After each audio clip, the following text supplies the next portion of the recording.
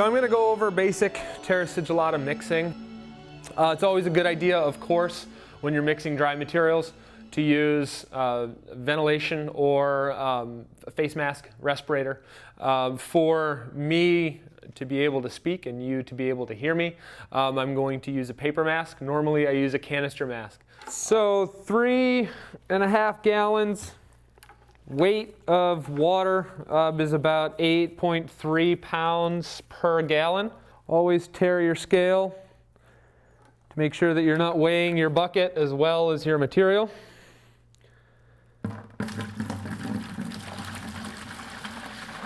So this is just Kentucky ball clay OM4.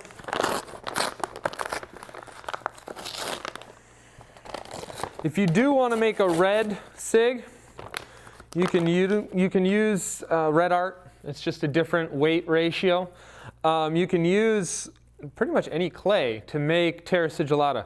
All you're doing is you're taking the dry material and you're allowing the heaviest material to settle out, and you're taking the middle layer, which has the finest particles. So I'm going to dip out 14 pounds of clay.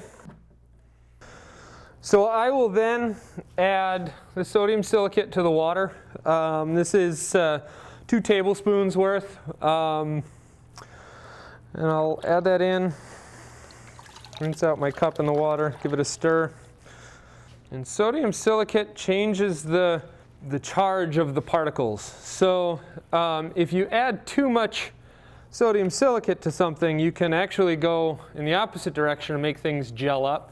But this helps to allow those heavy particles to settle out, but the electrons will keep the fine particles pushing each other apart, so they stay in this middle layer, kind of trapped somewhere around in here.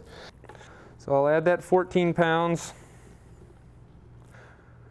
I don't think that adding clay to water or water to clay matters necessarily. I tend to let it self-absorb and then stir it up with a paint paddle. So I don't know if I've ever tried to go the other direction. To blend this up, I just use a standard paint paddle and a hand drill. And one of the things that I've found that I can do is cut a hole in the bucket top and slip the paddle through that. Then I can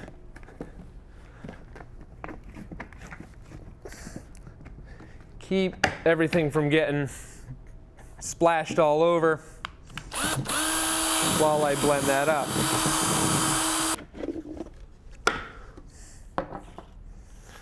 Just scrape down all the material. Because this has been determined that the ratio of water to clay is such, I want to get in here and really make sure that things have mixed in.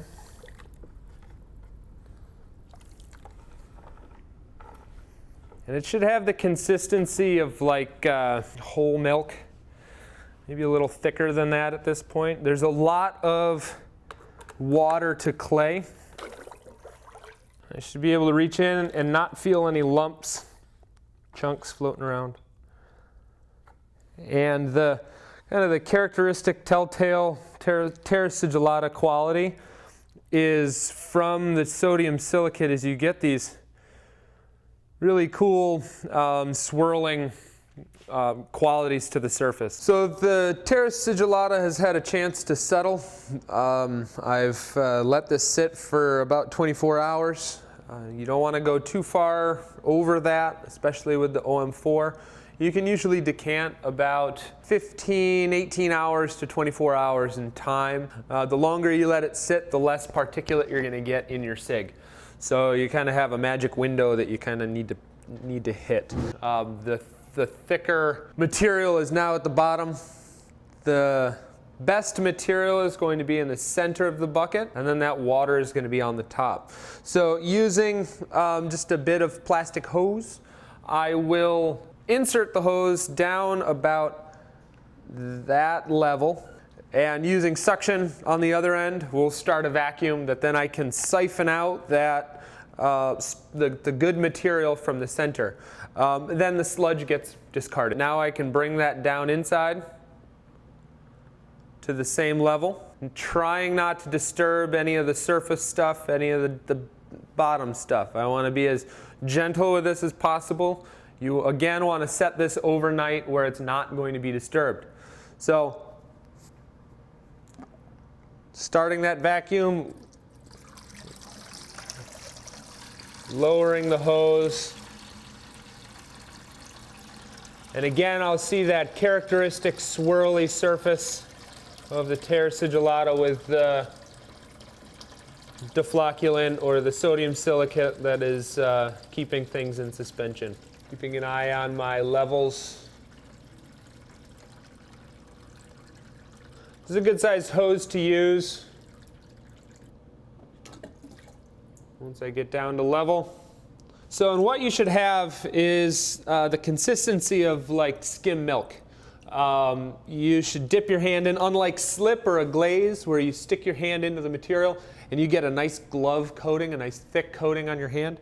You should be able to watch your skin become visible on the surface or through the SIG, and it has kind of a silky texture to it.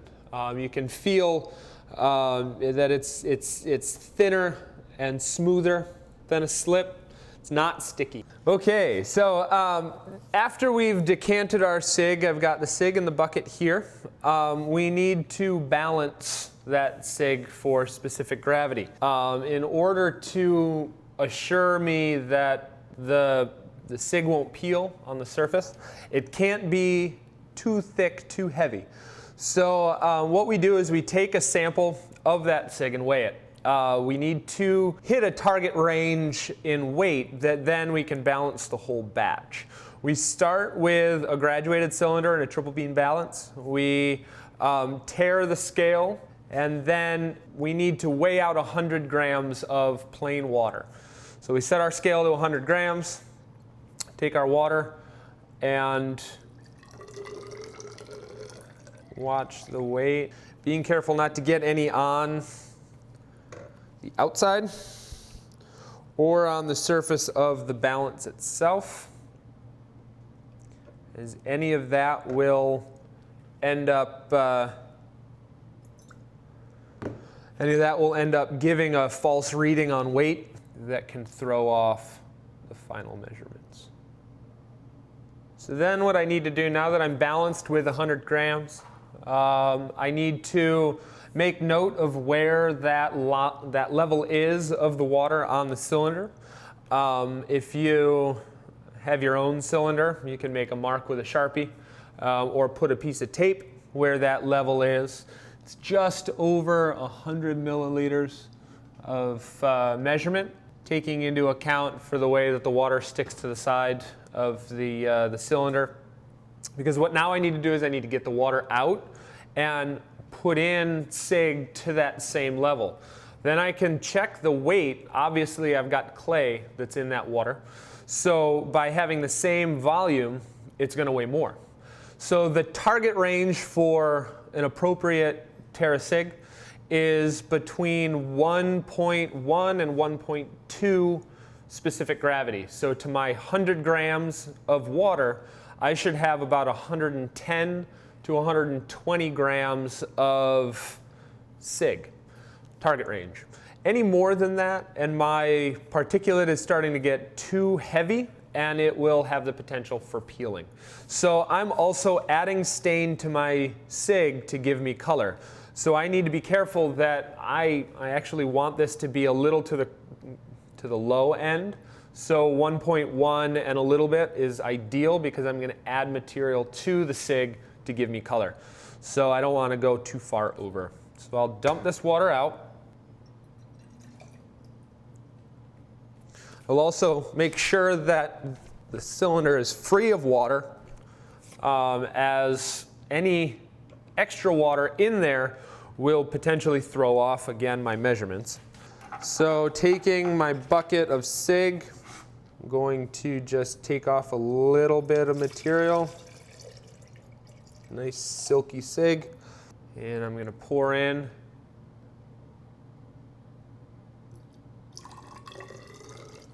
to that same level. Okay, so now I've got my volume of Terra Sig in my cylinder. I've upped my weights to, right now I'm at 110 and a little bit. Looks like I've got 119 grams of material. So I'm right at that 1.2 specific gravity for my Sig. So I can put that back in. Because I'm still within the limit, what I'll probably do is I'll just take a little water, add that to the Sig, put my Sig back, give it a stir.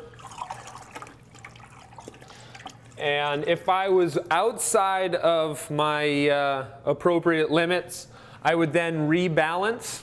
I'd re-measure my Sig level to the same volume, take another ratio. Because I added water, that will lower the specific gravity of my Sig, and my weight will drop. But because I was in that kind of preferred limit, I just added a little water to bring that down a little bit, and it should be ready to go.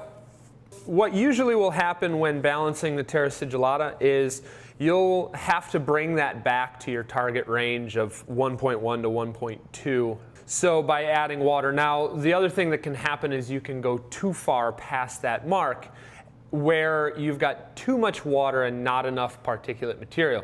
So if that's the case, you need to let your Sig sit open, bucket lid off, letting that moisture evaporate. The water will be the only thing that will evaporate off. So after a few days, mix your Sig back up like you normally would with a brush or your hand.